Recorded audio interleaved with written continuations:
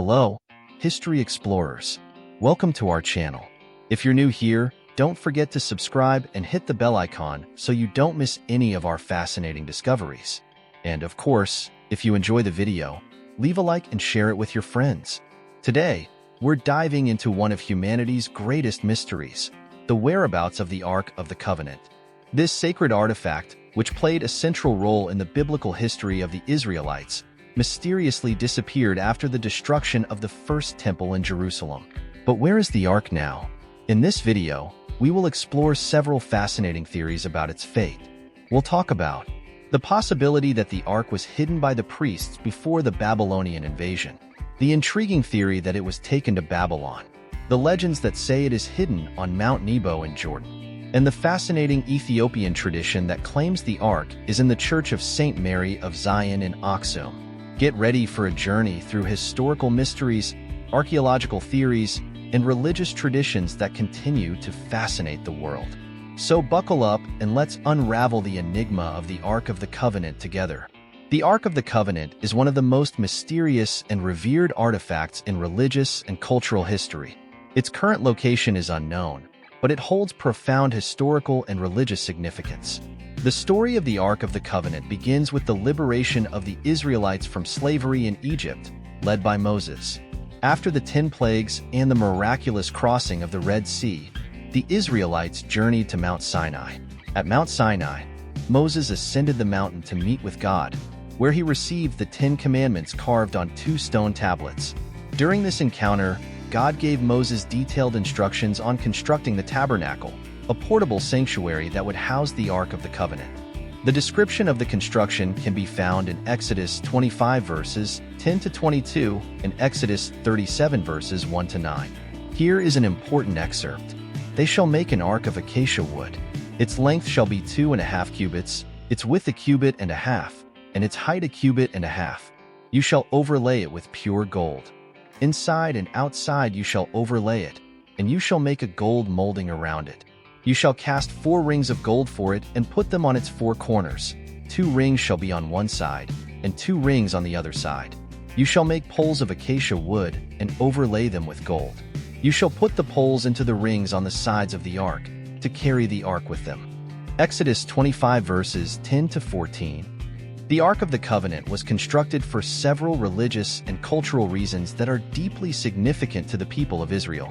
The Ark of the Covenant was considered the throne of God among the Israelites.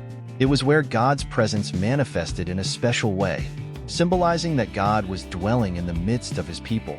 The cover of the ark, known as the mercy seat, was the place where God met with Moses and later with the high priests.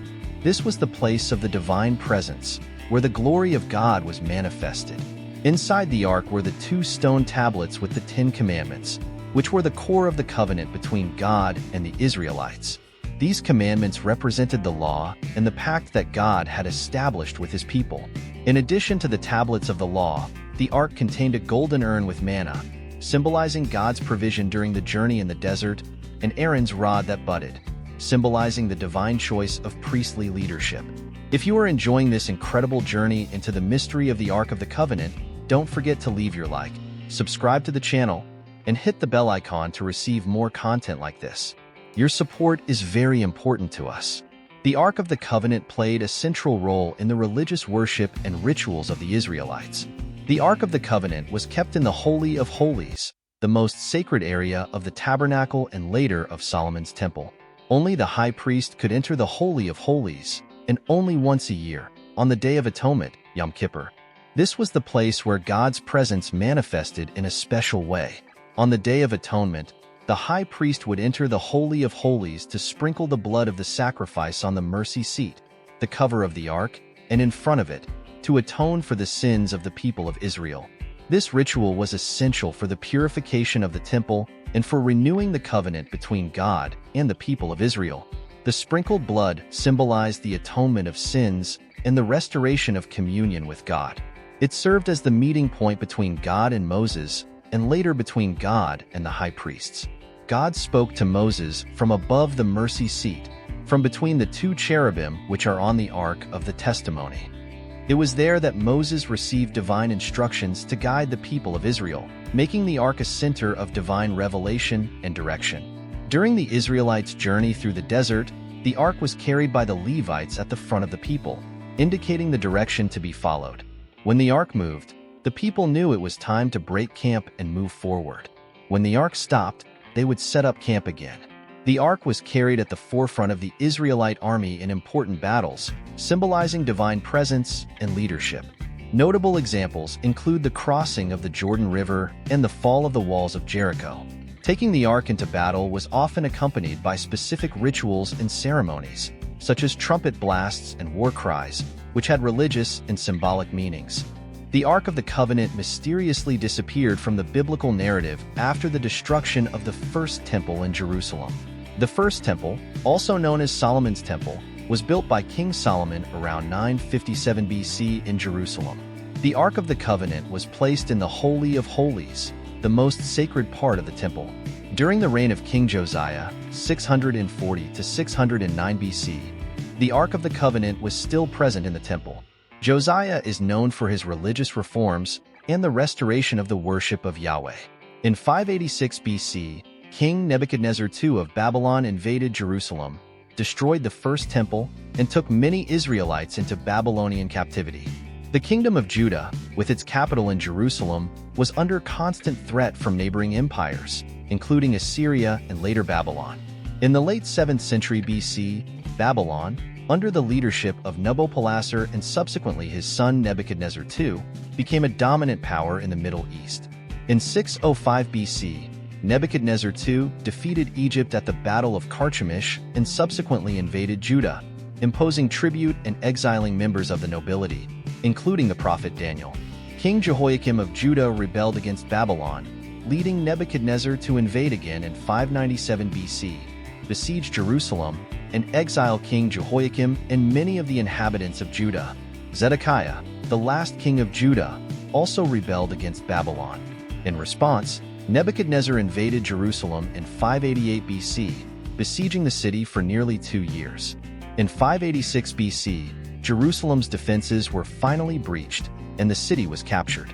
Solomon's temple was plundered and destroyed, and many of its inhabitants were killed or taken captive to Babylon. The last clear mention of the Ark in the biblical historical context is before this destruction during the reign of Josiah, before the Babylonian invasion. There is no explicit record in the Bible of what happened to the Ark during or after the destruction of the temple. Some believe that the Ark was hidden by the priests before the Babylonian invasion. Suggested locations include secret caves in or around Jerusalem. There are reports of tunnels and secret chambers under the Temple Mount that could have been used to hide the Ark. However, archaeological excavations have not found conclusive evidence. Another theory is that the Ark was captured and taken to Babylon. However, there is no historical evidence to confirm this. The apocryphal book of 2 Maccabees suggests that the prophet Jeremiah hid the Ark in a cave on Mount Nebo, where it would remain until the end times. An Ethiopian tradition claims that the Ark is kept in the Church of St. Mary of Zion in Aksum, Ethiopia, but this claim cannot be verified. The church claims to possess the Ark, but the alleged Ark is kept under strict guard, and no one except the designated guardian can see it. This makes it impossible to verify the authenticity of the claim. Some theories suggest that the Ark was hidden in one of the Qumran caves, where the Dead Sea Scrolls were found.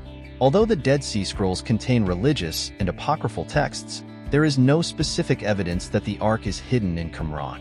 It is possible that the Ark was destroyed during the destruction of the First Temple, or that its whereabouts were lost forever due to the upheavals and displacements of history. The lack of records and concrete evidence leaves open the possibility that the Ark was destroyed or lost. So, explorers, what do you think? Which of these theories seems most convincing to you? Leave your opinions in the comments below. And if you know of any other interesting theories about the Ark of the Covenant, share them with us. Thank you for watching, and until the next adventure,